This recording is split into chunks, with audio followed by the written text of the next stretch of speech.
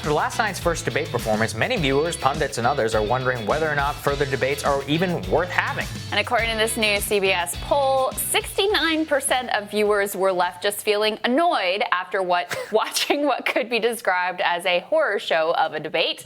DC Bureau Chief at The Intercept, Ryan Grimm, and co-host of the Realignment podcast and Hudson Institute fellow Marshall Kosloff join us now to share their thoughts on that question. Marshall, what do you think? I mean, if we looking at those results, there was only like 11% who said that they felt informed after watching that debate. I'm like, what were you informed on? Who are you to have that feeling? Overwhelmingly, it was just sort of disgusting. No one learned anything. I think everyone felt more despair for the state of the country after having watched that for 90 minutes, to the extent that any normal person sat through the 90 plus minutes that was the train wreck of last night. So is there any value in even having additional debates?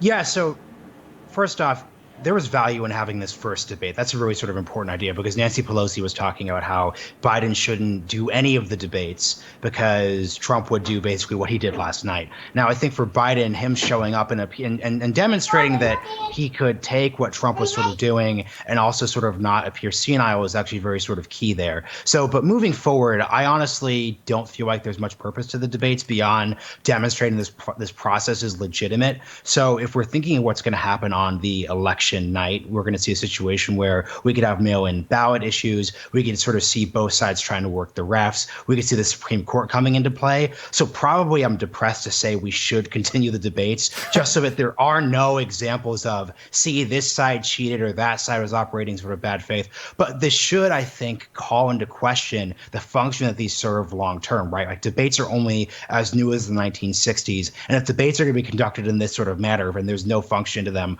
whatsoever, and there has to definitely be good faith buy-in from both sides. Yeah, I think that's right, Marshall. I mean, the real interesting thing that we kind of see there, which is what could a better debate look like? Because I think whenever we're like, just cancel these things, I mean, what are we realistically going to get out of this? I mean, I think you saw you in on this. You're like, look, Trump's going to be Trump and Biden is not senile. And that's basically the state of things are. It's depressing as that is to say whenever you're trying to elect the next leader of the free world. But, I mean, what could a better debate have looked like, in your opinion? I mean, a better debate was just Trump showing up to debate. I think he made a huge strategic miscalculation.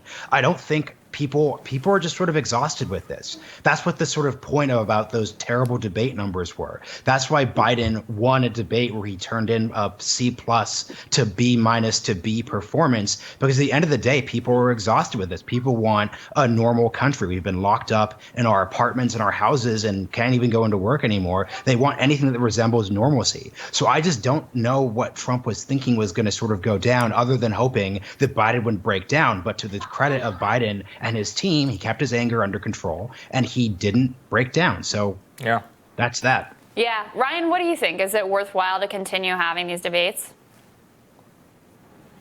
You got to finish them at this point. They're scheduled, but you shouldn't really expect to be informed about anything other than the decrepit state of our republic. But fundamentally, if you want a different kind of debate, you would need different kinds of candidates. Neither of these two people on stage are remotely known for their depth or their kind of they're searching philosophical inquiries or curiosities. Like that's not who these people are. So it's going to be a performance one way or the other. The performance Trump thought was going to work for him probably didn't. Yeah, so I think this is interesting, Ryan, because if you turn on cable right now, it's all like cancel the debates. Chris Wallace was a terrible moderator. I mean, I don't know if there was a way to moderate this, like realistically, given what we saw yesterday. I just don't think there was any other way, basically, but to do what Wallace did, which is you're like, hey, this is a mess, man. That's right. You could have The Rock moderating this. You could have 4 bouncers on either side of them. And this is who these folks are.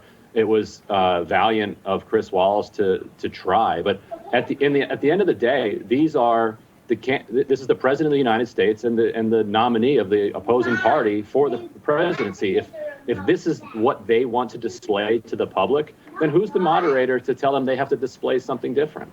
Yeah, I think that's a good point. Marshall, what would you advise Joe Biden going into the next debate on how to handle this? I mean, was like literally every answer. Trump's jumping in, he's talking over him. It is a very hard thing to manage, even if you do have all of your wits 100% about you and are very sharp. It's hard when someone is getting in and interrupting your train of thought like that over and over and over again for, 90 plus minutes. How do you think that Biden could better handle this next time around?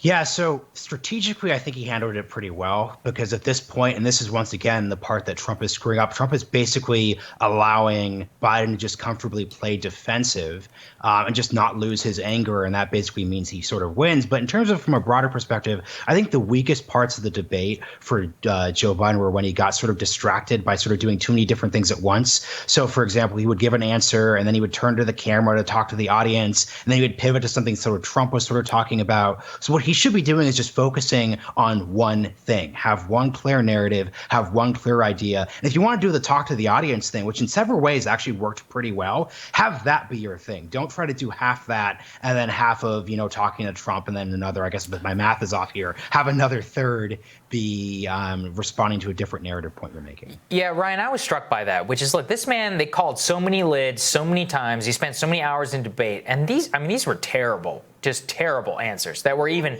prepackaged. You could barely get through some of them. So, what does that look like for Biden? How could he deliver a better performance than the shaky one he did last night? I think this is kind of what he's got. Like, you watched him a lot through the campaign. And when he tried to do the complexities that Marshall is talking about, he often fell down and wasn't able to pull it off. Yeah, I think that's exactly right. All right, gentlemen, thank you both. Great to see you. Thanks, guys. Thank you. Next on Rising, JP Morgan Chase has agreed to pay a massive settlement to the federal government for their attempts at market manipulation. That story and more when Rising returns.